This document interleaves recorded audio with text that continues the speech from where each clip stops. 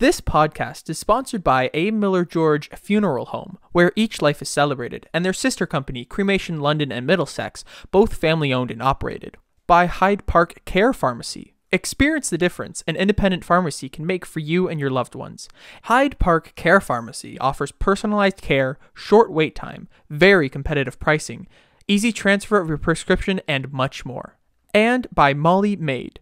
During these times of COVID-19, it has never been more important to keep your family safe. With the Healthy Home Cleaning System, Molly Maid London is here to help. Make your home a healthy haven. Call Molly Maid London today. In this episode, we welcome internationally renowned scholar and teacher Amy Jill Levine. Dr. Levine is the author of numerous books, including The Difficult Words of Jesus, A Beginner's Guide to His Most Perplexing Teachings, Short Stories by Jesus, The Enigmatic Parables of a Controversial Rabbi. She is also the co-editor of the Jewish Annotated New Testament. She has recently co-authored The Bible with and Without Jesus, which we discuss on this episode. AJ is the first Jew to teach New Testament at Rome's Pontifical Biblical Institute.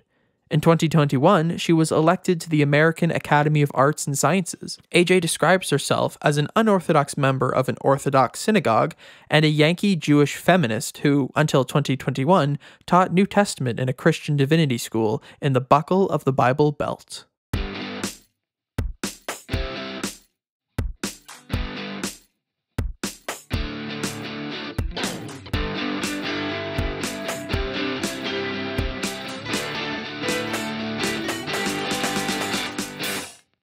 Good morning, good afternoon, good evening, whenever and wherever you may be. We welcome you back to another edition of the Vicar's Crossing podcast.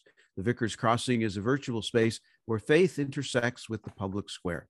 My name is Rob Henderson, and I am the priest at Holy Trinity St. Stephen's Anglican Church in London, Ontario, and I'm with my good buddy, Kevin. I am Kevin George, a priest at St. Aidan's Anglican Church here in the northwest part of the city, and I feel like we're a bit lonely today, Rob. We are. We're missing the third member of the Trinity here, and he couldn't join us. Ian's away today, but he's here in spirit with us. He's got that. Yeah, he's trying to get himself smart. See, educated, but he couldn't come in today. But that's good. We'll see him at our next episode. So, but today, Kevin, boy, we've got a wonderful guest. I've so looked forward to being able to meet our guest today. I was joking with you earlier that when I was taking some courses in seminary and struggling with them, I ordered some DVDs that she did back in the day, teaching the same types of courses so I could understand what my professor was talking about. So today we're very excited to visit with Dr. Amy Jill Levine, University Professor of New Testament and Jewish Studies at Vanderbilt Divinity School, Graduate Department of Religion and Department of Jewish Studies, as well as being an affiliated professor at Wolf Institute, Center for the Study of Jewish-Christian Relations in Cambridge in the UK. And in the spring of 2019, she was the first Jew to teach New Testament at Rome's Pontifical Bible Institute. Amazing. In 2021, she was elected to the American Academy of Arts and Science. And wait, there's more. But wait, just announced this year, Dr. Levine has joined the, I want to make sure I get all the wording right on this because it's a mouthful, the Hartford International University for Religion and Peace, as the Rabbi Stanley Kessler Distinguished Professor of New Testament and Jewish Studies. Wow. She does a lot. Wow. Yeah. I own all these Star Trek DVDs. Yeah, well, yeah, that's what I do. Yeah, I host a podcast with a couple of dudes. That's it. Yeah, that's right. Yeah. She's also written many books, children's books, co-edited the Jewish Annotated New Testament. Her books include The Misunderstood Jew. That's one of my favorites. This one here. Yep. The Church and the Scandal of the Jewish Jesus, The Meaning of the Bible, What the Jewish Scriptures and the Christian Old Testament Can Teach Us, The New Testament Methods and Meanings, with Warren Carter, and the Gospel of Luke with Ben Witherington III, the first full-length biblical commentary co-authored by a Jew and an evangelical.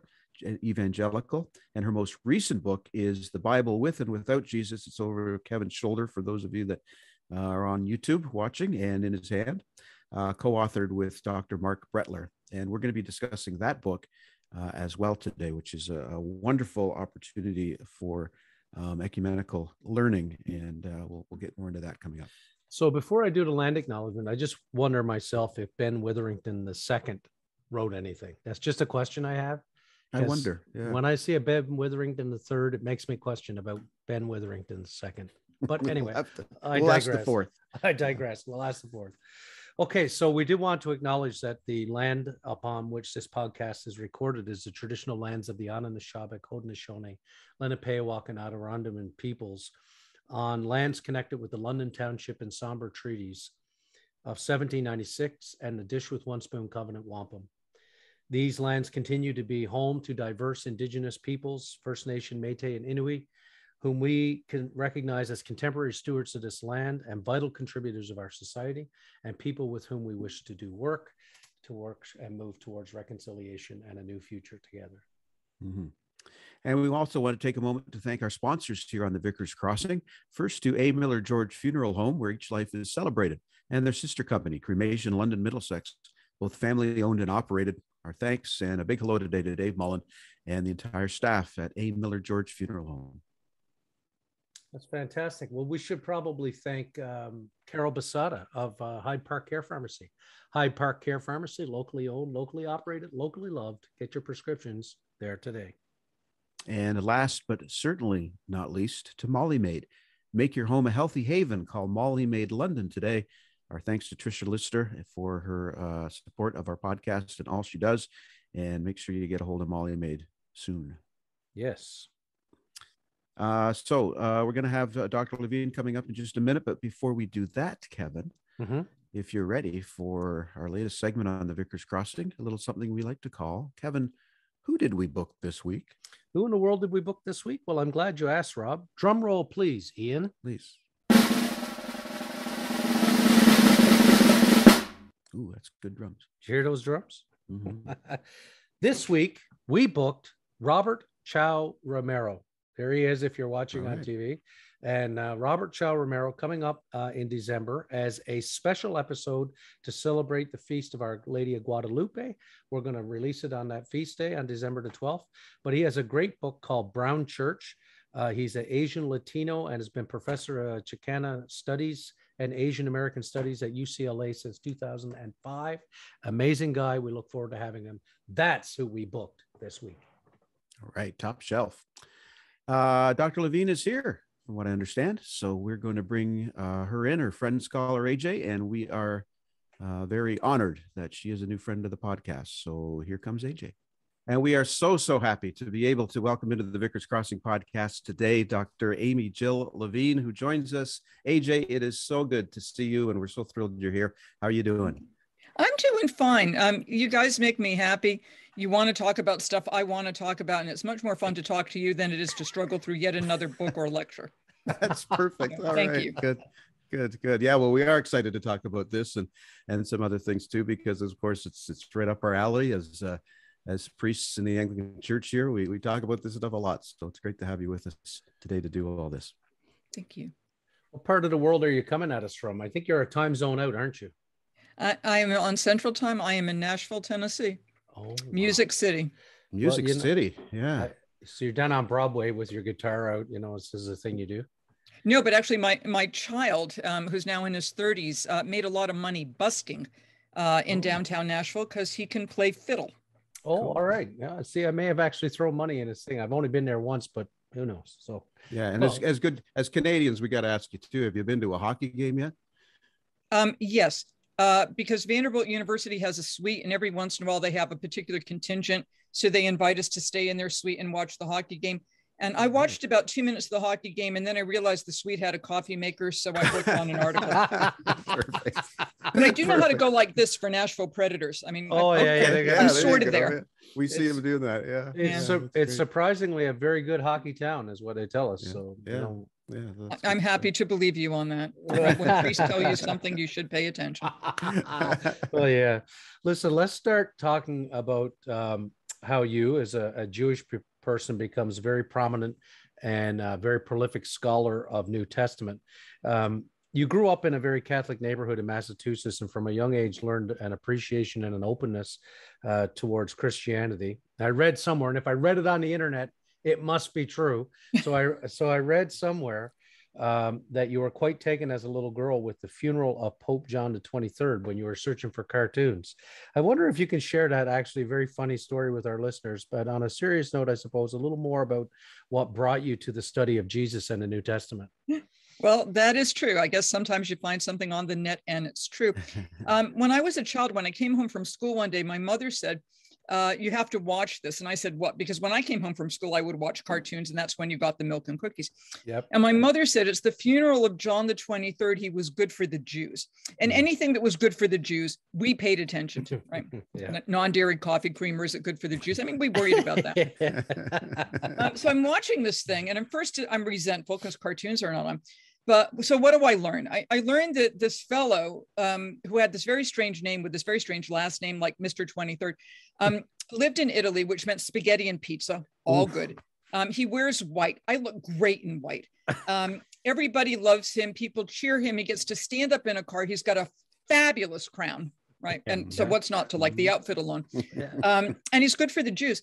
So I said to my mother, okay, so when I grow up, I want to be Pope and be this important and get the outfit and be good for the Jews. And my mother looked at me and said, you cannot be Pope.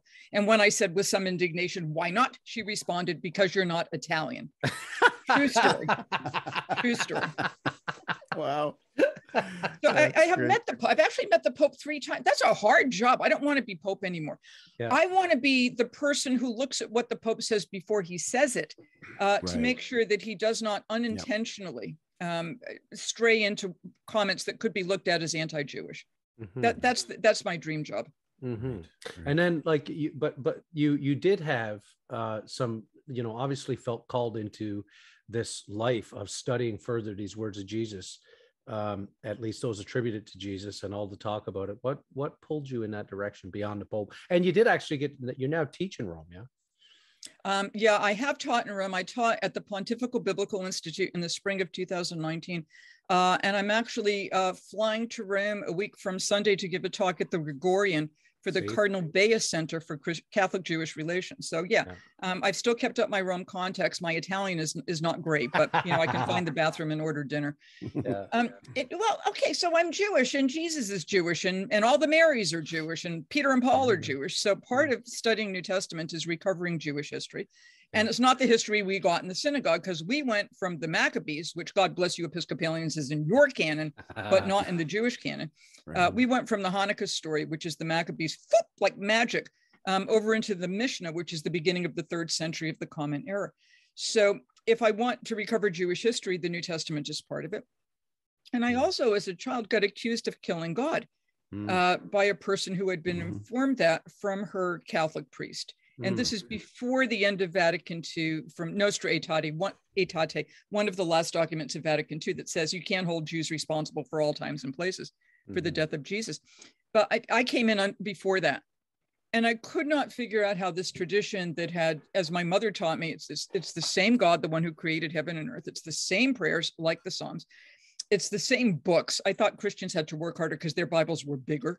Right. And when I went to church with my friends, it was kind of the same choreography. It was a bunch of men in robes speaking in a language I didn't understand. And then there were snacks, except the snacks happened during the service in the church, and I never got any. And after the service in the synagogue, and my friends got to eat.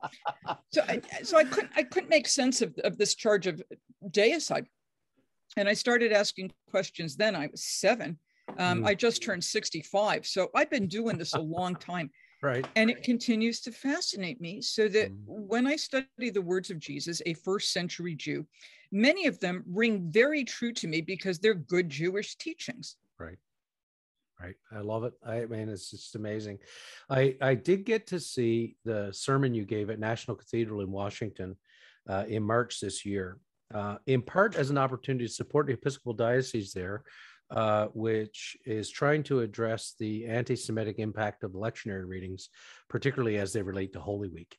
And I know, I mean, the sermon itself was brilliant. I know for Rob and I, And for many other clergy, the Holy Week stuff is really difficult in terms of our interfaith relationships because of the language used. I mean, I know that when the lectionary rolls around to John, for instance, I have whoever, if it's me or someone else reading the gospel, to say the people instead of the Jews, because I just can't, every time I hear it, I cringe. I just think this is, what are we espousing in all of this? You know, we just seem to continue to propagate difficult things. They're urging not just the Episcopalians, the Diocese of Washington, but ecumenical partners who use the lectionary to address how our choices of scripture are contributing to anti-Semitism. I want to play a portion of that homily, which was really great on that day, and pick it up with a question on the other side if we can. Let me do a share screen. Let's see if this works.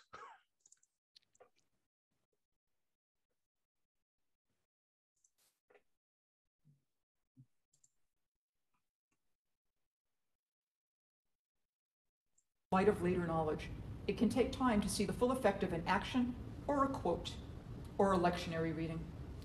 The lectionary reading today, which in common cultural imagination moves from Old Testament law and ritual to New Testament grace and spirit, threatens to suggest that Judaism is outdated or more likely failed, perverse, exploitative, or impossible, and that Jesus comes to replace it and erase it. Christian teaching need not malign Jewish tradition in order to make Jesus look good. I'm a Jew. I don't worship Jesus as Lord and Savior, but I have spent my life studying him and being inspired by him and learning from him. He's a splendid teacher. If I can see how profound and provocative he is without having to malign Judaism, surely Christians can do the same. The incorrect stereotypes of Judaism, stereotypes this lectionary threatens to reproduce and disseminate, lead to Jew hatred. And we have seen on our own U.S. soil what that looks like. Sometimes texts need a warning label. Sometimes lectionaries, and not just for Holy Week, need to be revised. If symbols of slavery can be removed from flagpoles in public parks, why can't Christians change Sunday readings that can easily lead to prejudice against Jews? If people can be reprimanded or canceled for making comments that reinforce the sins of sexism, racism, homophobia, transphobia, ableism, and so on, why can't ministers be trained to follow the commandment about not bearing false witness against their neighbor? If we are all to be a kingdom of priests and a holy nation, please God, let us stop the bigotry that comes in the name of religion, and let us prevent the gospel of love from being turned into a gospel of hate. The resolution of this diocese includes not only the concern for adjusting Holy Week lectionary readings, it also suggests that the Episcopal Church advocate that other denominations using the Revised Common Lectionary consider the same changes. Godspeed on your work, and please, God, help others to follow your lead. Let the words of my mouth and the meditation of my heart be acceptable to you, Adonai, Tsuri, V'go Ali, O Lord, my rock and my redeemer. Amen. Amen. Amen. That's pretty good. Yeah, you like that, eh? I like that. You should. She's good. you can come preach here anytime. Honestly, that is fantastic. I wish I had done that at the cathedral. We had to tape it at Vanderbilt because of COVID. So I'm hoping at some point to be in that pulpit. Yeah, that's an incredible. I hope too to be able to even visit it. I've never been there, but every time I see the place, I'm like, gosh, I'd love to go. But so can we just talk more about this? Like, I mean, the Holy Week readings from, Jesus overturning the tables and so on, like all of this stuff it propagates anti-Semitic attitudes that have lived throughout centuries. Can you say more about why this is so problematic and why it's got such a destructive, deleterious effect, both historically and even today? There are multiple reasons. I mean, so when we're diagnosing structural problems like racism and sexism, there's not just one single reading or origin. But so what happens? A lot of people who have moved into anti-Semitic views today, whether they've joined an organization or are following a particular social media that promotes this, a lot of them were raised in churches and they heard over and over again this negative stuff about Jews. And even when churches kind of change the language just a little bit and they say Judeans or religious authorities, they know who's being discussed. These are Jews. Right? Sometimes it gets inculcated in Sunday school when you start getting the Old Testament God of wrath versus the New Testament God of love. Or you get Luke saying the Pharisees who were lovers of money, which, by the way, the first century historian Josephus says quite the contrary. Right. Then you start getting Jews associated with money. And then you have all sorts of other non-religious materials that pile into that. So Jews become the easy scapegoat. Let's not be like Jews. Or for the church, even if we are like the Jews in calling out crucify him, at least we in the church know that we repented on Easter Sunday and got with the program. But those Jews, boy, they're lost. Right. So that when we get past Holy Week and into Eastertide, and we get Peter's speech in Acts 3, is men Israelites, which is Greek for y'all Jews, you killed the author of life. But now if you become a Christian, it's fine. It's okay. Yeah. So negative comments are going to be reinforced. And unless the person who was doing the Bible reading or preaching the sermon or the homily says something, right, then it's just there. It's like, your old uncle who makes a racist comment, and you go, oh, it's just Uncle Fred or whatever. No, it's not. It has to be addressed. Right. And I think Christians can do better. Right. Well, I mean, I think about a few Good Fridays ago, a colleague of mine at this church preached an incredible homily on Good Friday, which basically called out our anti-Semitism and spoke of what Good Fridays have meant historically and a kind of destruction that happened when people left churches. And the fallout of that wasn't so much here in the congregation as someone who attended and went away and spoke to one of our religious authorities, who then asked me if heresy was being preached at my church. Oh dear. And all because they didn't like his idea of atonement. But in fact, I think it was dressed up in a lot more than that, because when I asked further questions, one of the things was said, well, he blamed Christians for all the anti-Semitism. And well, that's a broad stroke of what he actually said. What he said was that our practices in worship, and when we leave worship, having heard those messages, have largely fed anti-Semitism over the centuries. So it lives there, right? So it's so critical that we have these conversations, that we have people like my colleague Greg, who had the courage to stand up and say, this feeds anti-Semitism. Yeah. But it gets old. So it's like, it's Good Friday. Let's try it out. Let's not be anti-Semites again sermon. It gets old and it gets boring, and the congregation already knows that. Right. Ideally. Right. Or at least in Episcopal church, they ought to know it. Yes, that's right. But there are other things you can do. You can put a note in whatever bulletin you hand people when they walk in, because at some point during the service, they're going to get bored and read the bulletin anyway. Oh, yes. The Girl Scouts are doing the announcements. Let's see who gave the flowers, right? So you can put out warning labels, or you can just start out, as I have to do in class every once in a while, by saying, trigger warning here, we're about to talk about something that I know will be difficult for some of my students. So you need to give them that warning. And if they need to opt out, let them opt out. You can develop new stories, as Jews have midrashim. Right. I mean, think of it, Jews generally really ought to hate the Egyptians. 400 years of slavery followed by attempted genocide. It's not good. Yeah.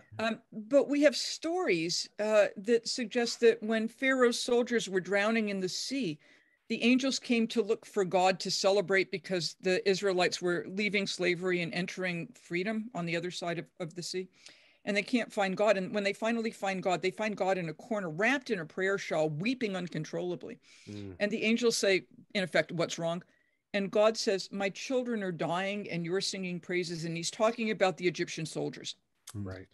With stories like that become just as hardwired as the various prayers and readings, we can overcome some of the more difficult Bible passages without actually having to censor them. Right. Yeah.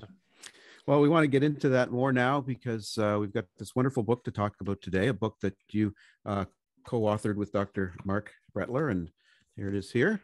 We're thankful for a copy of that and been enjoying reading that. It's called The Bible With and Without Jesus, How Jews and Christians Read the Same Stories Differently. So congratulations on that. And this is going to be a really important book in a lot of ways. And as Kevin was mentioning before we started recording today, we're doing something here in London with St. Aidan's Church, which is Kevin's church, and also Temple Israel here in London, to come together with folks to talk about this book and bring together people to study. So very important.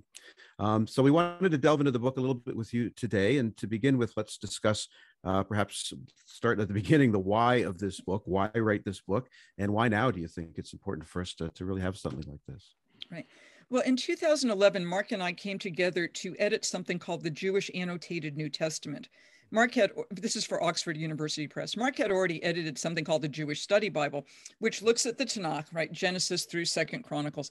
And it was edited by Jews, and they put in, here's what rabbinic commentaries say, here's what the Dead Sea Scrolls say, here's what medieval rabbis say, and so on. So you got this fulsome Jewish interpretive reception history. And when they got done, they thought to each other, well, Mark thought, what do I do next? And the editor from Oxford, this brilliant guy named John Krauss, Episcopalian, and Mark came up with this idea of, why don't we do a Jewish annotated New Testament? And then they decided they needed a Jewish New Testament expert, because Mark works primarily in Hebrew Bible. And both of them said, oh, let's call AJ. She'll do this. She'll do anything. Call AJ. Call AJ, right? And I thought this was a brilliant idea. So we put this together. It's now out in a 2nd edition, substantially revised and expanded, which came out from Oxford in 2017. And when we got done with this, we thought there's more to say. Because in an annotated Bible, you can only write like tiny essays at the back. There are like 50 of them, but they're short. And the annotations, they're kind of like tweets. Yes. You don't get a whole lot of words.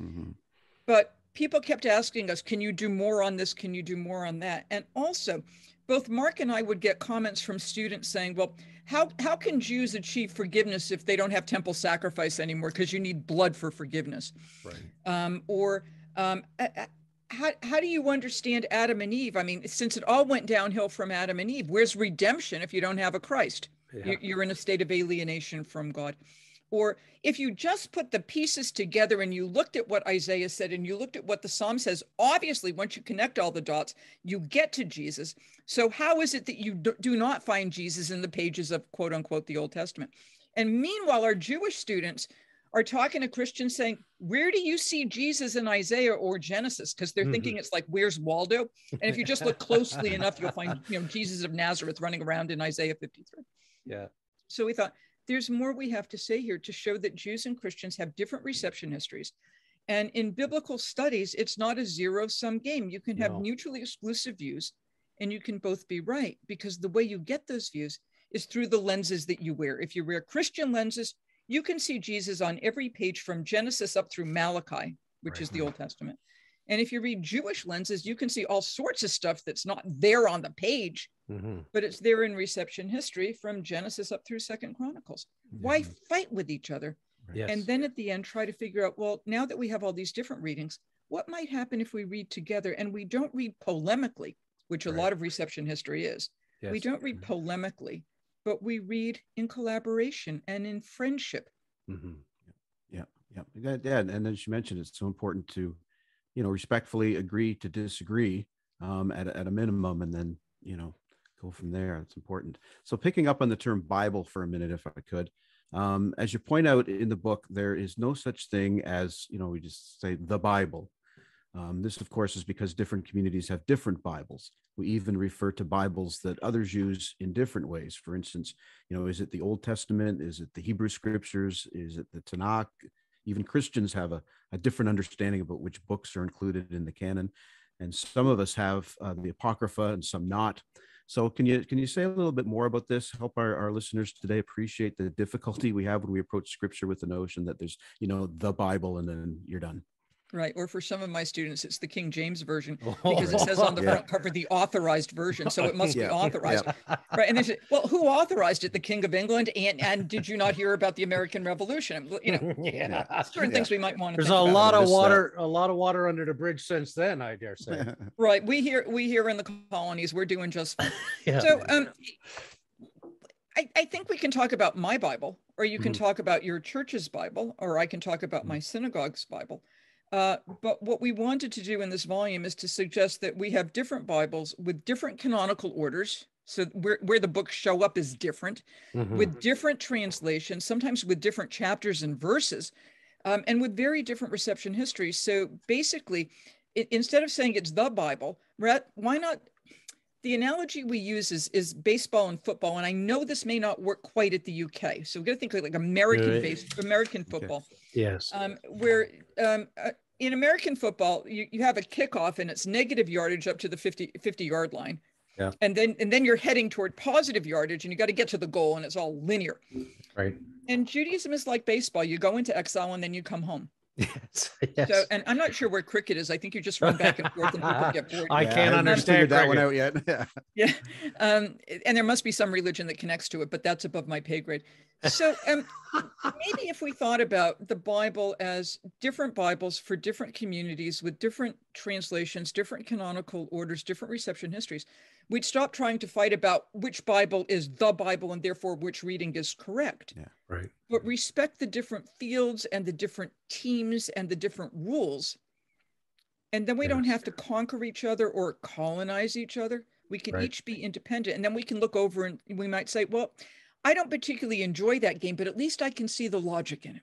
Right. Or it doesn't work for me, but it makes sense. I can see the sense there. See it. Yeah. Yeah, it's really something about that, because we see, of course, this in our congregations, but with the, as you say, the authorized version, although there's not much of that anymore. Much of that, thankfully, has melted away. But I just found that conversation in itself quite interesting. I also really love the way that you and Mark have laid this book out. You focus on a text from ancient Israel as quoted in the New Testament or referenced in the New Testament, either by Jesus or Peter or one of the others, Paul. And he chose to focus on ideas that most people, I think, would recognize. God's speech from Genesis, for instance, in Genesis 1, or the centrality of blood and atonement in the book's central chapter. In the book's central chapters, you attend to a particular text or theme, beginning with the New Testament citation and then backtracking to examine that citation in its original context. Then you look to see what the verses meant in Jewish sources contemporaneous with the time, as well as then coming forward and finding Jewish references, sometimes not too kind about some of that, and so on. And then you actually, finish each chapter with sort of a reflection about what this can mean for us now. Which I found very refreshing. The book is, I think, very useful, which is why we decided, myself and Rabbi Dressler here, to get this thing going as a group, because we think our folks will be able to digest this very well. So let's delve into a couple of them, and let's begin in the beginning with Genesis. The prologue to the Gospel of John is really sort of an elaboration on the opening verses of Genesis. And for many Christians who read Genesis 1, in many respects, they're reading about the light that's referenced in Genesis 1 as Jesus Christ. As John refers to Jesus in John 8, the light of the world, right? Christians look to Genesis 1:2, for instance. The wind from God swept over the face of the earth, and they begin to see the Holy Spirit. And so before very long, there's a whole Trinitarian formula there, right? And we start to sort of lay onto this Trinity. Our exposition of these difficult verses, you write later in the book, what they originally meant and what they mean to our different religious communities, should not be used for continuing the late antique and medieval polemic. There is room enough in Jewish and Christian discussion today to be open enough to each. I may not agree with you, open enough to be able to state, I may not agree with you, but I understand how you came to your conclusion. This is about possibilities, not polemics. Can you offer your reflections on the creation story as a marvelously structured story, as you guys say, that makes a strong claim for an ordered, good world in which people can play such an important and constructive role, and where we can both, or many, or people who don't have a religious affiliation, can read these stories as something good instead of as weapons to sort of disagree with one another? Sure. Once the Bible becomes weaponized, it's not doing what the Bible is supposed to do, which is right from the beginning, make order out of chaos. Weaponization just recreates the chaos. It's supposed to bring life, and it's supposed to bring meaning. It's also, I think, as any piece of literature, open to multiple interpretations. I mean, as soon as somebody writes something, you can get multiple interpretations. When you in your group look at the book that Mark and I wrote, some of your participants are going to say, I think they're talking about this, and others are going to say, but what about that? And as priests, and I know this from being in the academy, what you say from the pulpit or what I say from the lectern sometimes has these couple of hoops that they go through before it reaches somebody's ears. That's right. So what we think we're saying is not necessarily what they are hearing. That's right. So all literature is open to multiple interpretation. Theologically, that's the role of the Holy Spirit in the church, and it's the role of the community in Judaism to tease out what does it mean to me today, and then you add to this list of what other people have said over time. That's great. So even if you're not a believer per se, you can still see the beauty in Genesis 1, the order, the concern. You can feel it. I mean, you can feel that separation. You can feel it's basically a mighty wind, and it's Ruach Elohim, which could, I mean, it could mean Spirit of God in Hebrew, but Elohim, which means God, also has an adjectival force. It could be mighty. Like, you know, to go to the Oxford English Dictionary, God awful meant something that was really spectacular. Yeah, that's right. Yes. Today, not so much. No. So this is like a God awful wind, right? Yeah. It's the adjective is a God adjective. Yeah. What a wind. But because the word ruach in Hebrew and the word pneuma in Greek could mean wind, it could mean breath, it could mean spirit. Spirit, yeah.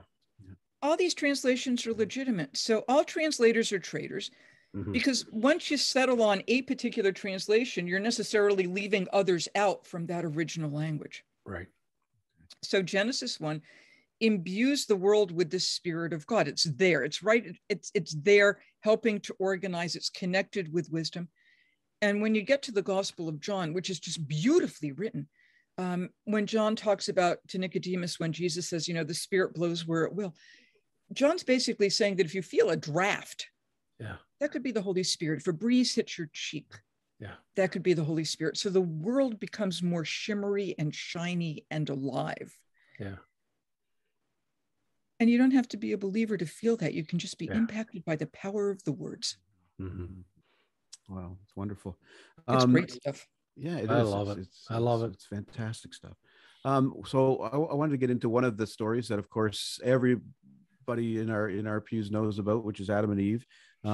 Hey, Rob, don't you mean Adam and Steve? It's not Adam and Steve. Yeah, that's right. That's right. Do you know how often we've heard that in the last 30 years? It's Well, I mean, and the obvious response is, right, God created Steve too. So what's your problem? Yeah, what's your problem, pal? Yeah, you didn't read the whole thing. Steve is in there somewhere. No snack for you today. We know we've all had, though, influential voices in our lives that have shaped the way we hear and understand these biblical stories that we know so well, whether they're Sunday school teachers or parents or TV shows. And I was thinking, you know, one of the voices in my life was my grandmother, who I miss terribly. She lived to almost 100, and she was a very faithful woman. And I lived with her for a while. And she had this habit of referencing biblical stories in everyday life. She just shoot off something about the Bible. And I didn't know it at the time because I was young, but now as I look back, I realized she was quite the theologian in many ways. But when I was a kid, she used to teach me to play solitaire. And just to kill time, she'd say, sit at the table, Robbie, and play solitaire. But she didn't call it solitaire. She called the game Beat the Devil. And she used to say, if you can get all the cards up to the top, then you've beat the devil and you win. And so for most of my life, even today, I still look at a deck of cards and I think, well, the devil's got to be in there somehow, because grandma used to say that. But one of the stories you talk about with Mark is that story in Genesis, the scene about the forbidden fruit, which is really often misunderstood on many levels, especially when it comes to the snake or the serpent that we hear in the story tempting Eve. I was thinking it's kind of like my grandmother with the cards. We want to kind of stick the devil into the snake, right? That's what it is. But you show us that that's really not what's going on here. And I found it really helpful as you explain the language of the Hebrew term snake, which points to craftiness. Right. Craftiness. I thought it was wonderful. Can you open that up a little bit more about maybe how we can understand that part of the story, the snake, the temptation, and you know, how can we reframe our understanding of that well-known story? I'm still working on the solitaire thing, because you know, beat the devil by getting all the cards in a row is much easier than beat the devil by self-sacrificial love. So your grandmother might have had the easy road there. And also I'm not sure it's a misunderstanding. I just think it's a part of reception history. Because for people who, through the Christian tradition, you begin to see this with Justin Martyr in the 2nd century, clearly identify the serpent in Eden was Satan. And you get hints of that in the book of Revelation, that ancient dragon, which is the snake and Satan. I don't want to take that as a misreading. I want to take that as a reading that makes sense given their own historical context. So it might not be what the original author intended, but that doesn't necessarily make it a misreading. And that's that slippage between what somebody writes or says and somebody else hears. It's just a snake. It's a snake. It's a snake. And it's not even, as far as I know, a poisonous snake. It could be like a garden snake. It's just a snake. But snakes in antiquity have powerful cultural images. Snakes are immortal because they shed their skin. In the Epic of Gilgamesh, which is this fabulous tale, and Gilgamesh and Enkidu are kind of like Adam and Steve. Yes, they are. Gilgamesh seeks immortality, and a snake steals it from him. And snakes were associated in some traditions as symbols of the gods or symbols of power. So the Bible is tapping into that cultural imaginary. And you know what? The snake loses. So that when Adam and Eve, when God finally shows up and asks what's going on, so Adam blames Eve, Eve blames the snake, and the snake's got no one to blame. It's a kind of interesting story. At that point, I sort of feel sorry for the snake. Was the snake hoping to find immortality itself? Was it attempting, did it tempt Eve in order to get that fruit? And for Eve herself, I think she's pretty smart. She says, okay, we were told not to eat. Well, who told her? Did she get it by osmosis while she was still part of Adam? Did he say to her in however many minutes they've been there together, hey, sweetie, by the way, stay away from the tree? We don't know. And even if he did, why would she listen to him? I mean, he was born yesterday too. So but she thinks about it. She says, good for the eyes, and it's a desire to make one wise, right? She thinks about it. Adam, on the other hand, the text says she ate from the fruit and she gave some to her man and he ate. It's sort of like the guy on automatic. Here, sweetie, have a hot dog. We have to have interpretation of this. Is she the creator of sin, or is she an intelligent theologian? Is it good to be wise? Are there some commandments that under certain circumstances you might want to break? Was the commandment a test? God created the serpent in the first place. The text says the most clever of creatures that the Lord God created. Immediately, the text opens up so many questions. That's what makes it interesting. And that's where communities come in, because they're going to answer those questions differently. For Jews, Adam and Eve, it's kind of meh. After Genesis 5, they're gone. We don't worry about them again. They come back in the Old Testament Apocrypha. The Deuterocanonical literature. They hit Hellenistic Judaism big time, but by then it's not part of our canon. So Adam and Eve play a much larger role in Christianity than they do. We're obsessed. Obsessed. Big time. Right. So Christians have, at least some Christians have original sin. Jews tend to look at Genesis 3 as more like an original opportunity.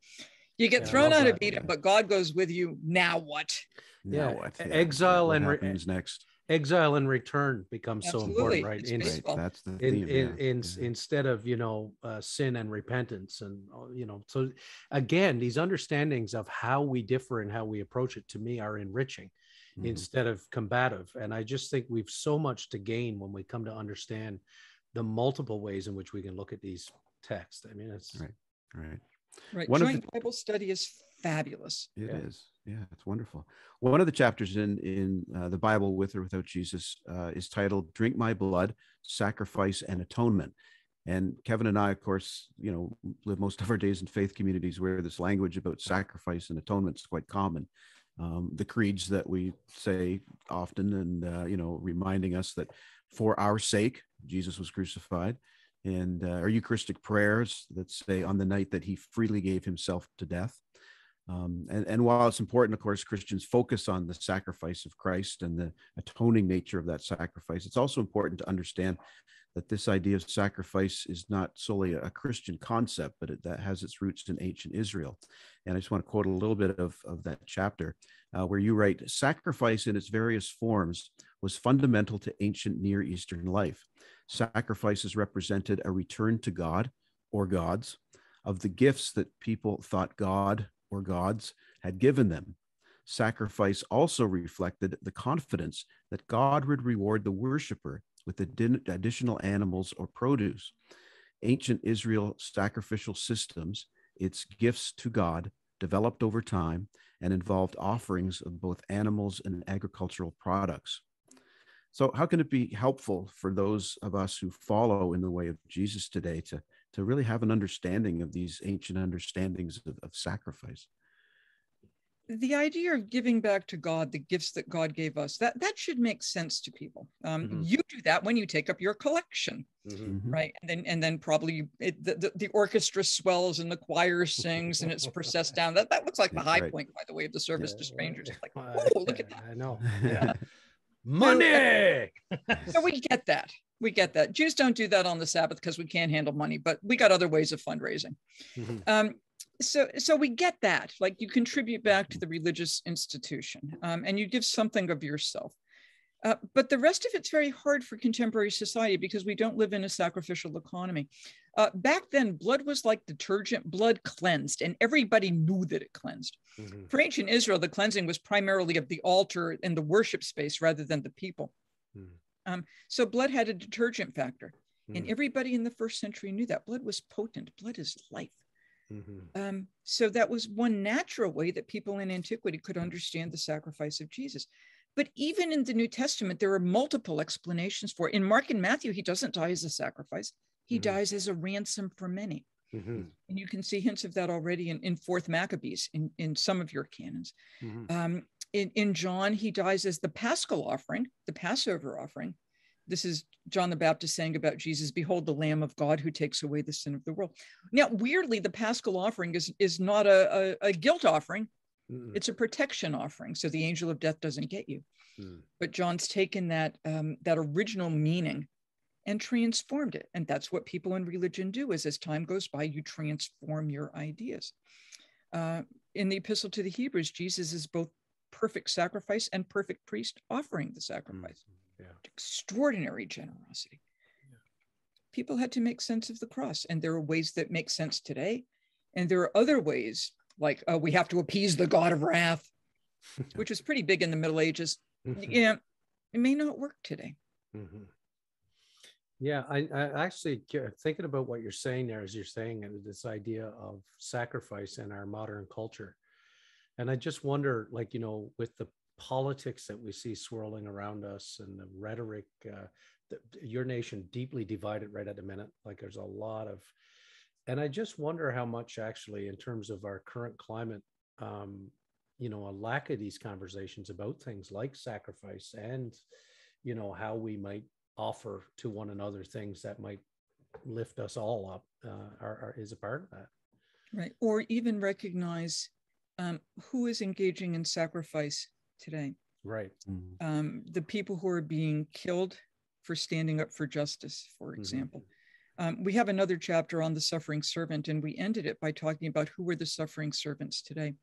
And we gave a couple of quotes from Catholic theologians about who are the suffering servants today, who call us to account, who show us that the way we think the world is going is not the way it should be going. And they're so in our face, we can't look away. Right. If we paid more attention to that, rather than in the Christian context, oh, Jesus saved me from my sins, so I'm good to go. Rather than Jesus showed me a way by which I can help others. Right. And not only that, go as far as to, particularly as it relates to right-wing evangelicalism, go as far as to anoint a person as the spokesperson for, they've basically elevated your previous president to the level of, almost a messianic feature, person in himself. I mean, it's shocking. Idolatry has always been a problem. Yes. And it's more than just political idolatry. And to be fair, we have had people on the left who have anointed certain politicians on the left with that same almost messianic status, right? So-and-so will save us from whatever. So we're always doing that. And God bless Queen Elizabeth. I trust she's still alive. Barely. I thought she was hospitalized, but because I pay attention. Good for you.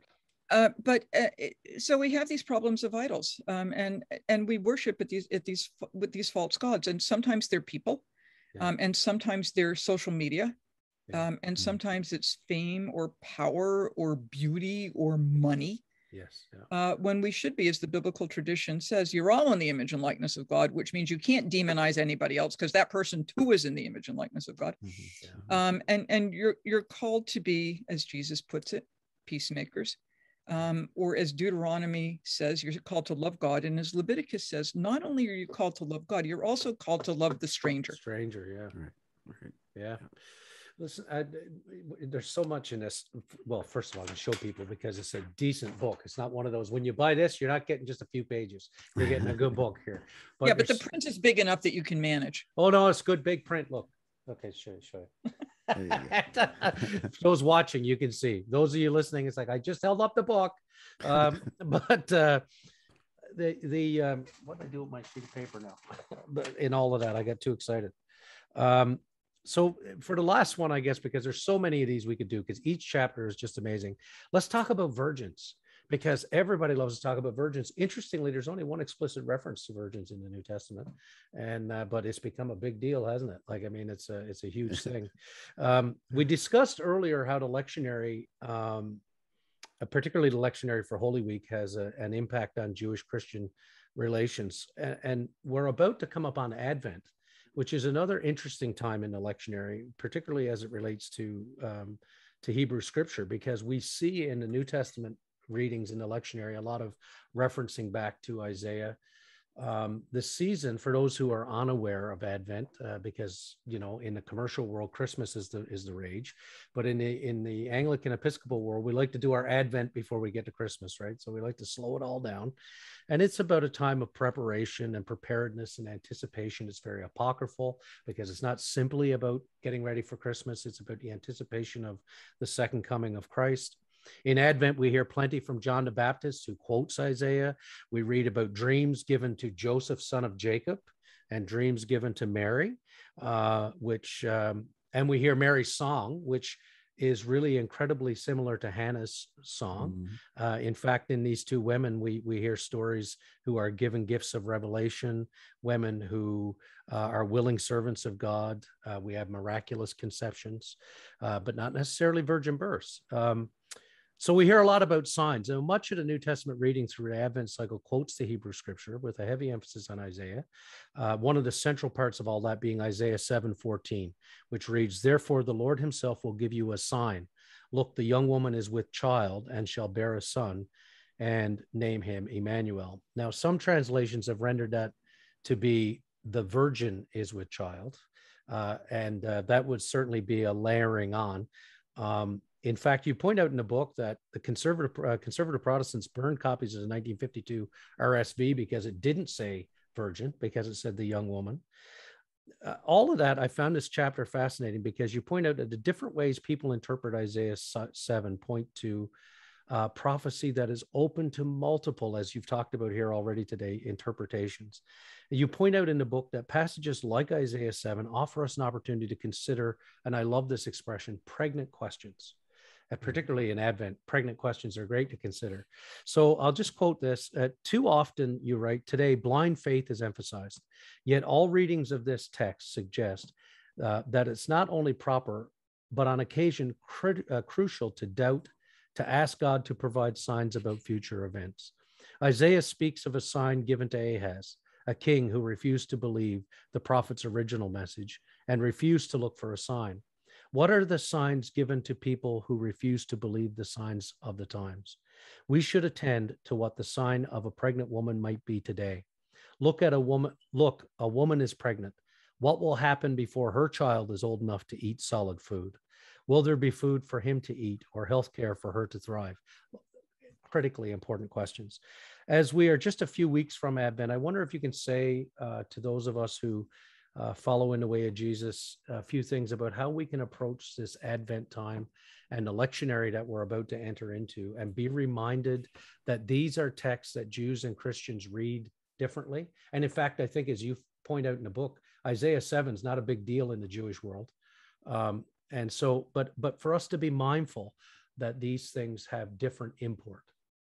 Yeah, thanks for that. There's more than one virgin in the New Testament, by the way. Okay. The problem is we don't know it because of translations. Right. So that you get Mary in Matthew is, "Behold, a virgin will conceive." And this is a quote from the Greek translation, not the Hebrew. But later on in Matthew, you get something called the parable of the 10 virgins. And somehow translators have turned them into bridesmaids. Yes. And my gosh, when I see a bridesmaid today, I don't ask whether she's a virgin No. or not. It's none of my business. Well, when we do wedding rehearsals, be bad. that's the first Yeah. question to every bridesmaid to come in. That's When right. are you expecting? And whether Mary dreamed or whether Mary had a vision or whether the angel visited her, I don't think it's a dream. No. But anyway, so I'm a biblical scholar. This is stuff I post. Yeah. What do we do with this Isaiah quote? We pay attention to translation, because all translators are traitors. The Hebrew text, the sign is not just this pregnant woman, it's this whole long thing. Mm-hmm. So one of the things we might do, or people might do as they're moving into Advent, where you get a lot of quotes from, I'm going to use Christian terms, so you get a lot of quotes from the Old Testament. Yeah. You get John the Baptist, as you already mentioned, that's Isaiah 40. To go back and look at the broader context. So what I'd like my Christian friends to do in part is to double dip. Take what the New Testament says, that stands in place. All the creeds stand in place, the theology stands in place. But go look to see what the text meant in its original context, and then add on, because that might be informative, both historically and in terms of its literary context. Go see what Jews are saying about this material, if we happen to say anything. Isaiah 7:14 drops out of any lectionary reading in Judaism. But see what Jews have said about the rest of Isaiah, chapter 6 and chapters 8 and 9. And that makes the New Testament more fulsome, because now you've got a broader biblical setting by which to understand it. And don't simply stop there and say, oh, what a nice miracle that is. But say, what difference does it make? And that's what I'm continuing to ask my students is, you want to proclaim that Mary was a virgin at the time that Jesus was conceived. Mazel tov, I'm delighted for her. What difference does it make in your life? How do you understand the incarnation differently under these circumstances? Joseph wants to divorce her and he doesn't. How do you understand Joseph, who really, the Yiddish term would be menschlich. I mean, this is a guy with enormous integrity and courage. Right. How do you understand the story of Luke, where Mary says to the angel, how is this to be? Because I've not known a man.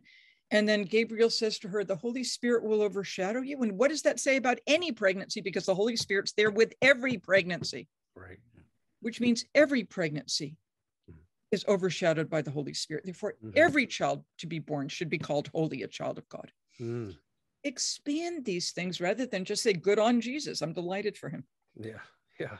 There's got to be something more than that. And it's the same thing when you come up to Good Friday and Easter. Yeah. Jesus rose from the dead. Mazel tov, I'm delighted. How does that change your life? Right. Those are the pregnant questions. Yeah. As it were. Yeah. Big time. Well, boy, we could go on because there's so much in this book, as Kevin said. For our listeners, we really encourage you to pick this up, and you guys get into talking about the whole idea of an eye for an eye is one of the chapters. What was the other one I really enjoyed was Isaiah's suffering servant, and that image that occurs so much. The sign of Jonah. Got to talk about the whale, Jonah. Right? What a great chapter that was. That was that was Sunday school with the felt board. I mean, I can't get that out of my head. But no, you delve into that as well. It was a fish, and of course, it was a fish. Yeah. Of course, I have to say, I couldn't read that chapter without thinking about, oddly enough, I don't know why, George Costanza and being a marine biologist. That's right. I look because there's that Titleist. Yeah. There was that line in that episode where he goes, he looked at the fish and the guy said, it's a mammal. That's right. That's right. So that much more, the Bible with and without Jesus. And Amy Jill Levine has been our guest today. There's the book. And AJ, thank you. You've been very gracious with your time, and we really appreciate it. What a delight to talk to you both. Thank you very much. And if I can be of help to you or your congregations or your listeners, I think that's what I was put on earth to do, is to get Jews and Christians from bearing false witness against each other, and to start listening to each other and hearing things through each other's ears, and having a little bit more communication and a little less ignorance and a little less bigotry. Amen. Perfect. Well, isn't that great, Kevin? What a thrill to be able to meet AJ and have her as part of the podcast, and we're going to get her on again. Well, down the road, definitely. And another book coming out. And I gotta say, I'm with you, like you said at the beginning here, in the introduction about being back in seminary. Like, this is somebody I've been reading for so long. Just for us to be sitting talking to her is like, I'm so, I can pinch myself. That's the truth. Like it's Yeah, just no, it's it's wonderful. a real thrill, and she's such an AJ. I feel privileged to call her AJ, but I want to say Dr. Levine, but she is such a brilliant person, and the work that she's contributed to Jewish Christian dialogue is immeasurable. Yeah, and like she said, I thought it was so moving when she said, I feel like I was put on this earth to be in the center of that conversation between, Jews and Christians, and bridge those gaps and do the work that needs to be done to do that. And she wasn't talking about how she was put on this earth to be a scholar, No, but to stand in that gap, and that just moved me. So thank you, AJ. Hey, Kevin, it's been a great one, and we've got another one coming up shortly. So we invite people back to the Vicar's Crossing. Before we go today, we want to say thank you to our sponsors, to A. Miller George Funeral Home, where each life is celebrated, and their sister company, Cremation London, Middlesex, both family owned and operated. Thank you to Hyde Park Care Pharmacy, locally owned, locally operated, and locally loved, and to Molly Maid. Make your home a healthy haven. Call Molly Maid London today. Ian, we miss you. We'll see you next time we get together. But until then, I'm Rob Henderson from Holy Trinity St. Stephen's. and I'm Kevin George from St. Aidan's Anglican Church. And Kevin, remember to always look both ways. Before you cross the street, Mazel Tov. Mazel tov. Thank you for listening. Our hosts are Kevin George and Rob Henderson. Our producer and composer is myself, Ian, with original artwork done by Elizabeth Dodman. If you have any questions or want to know where to find us, tweet us at Vicar's Crossing or find us on Facebook at The Vicar's Crossing. If you have any other questions about anything heard on this podcast, leave us a comment or look in the description to find out more. Thanks!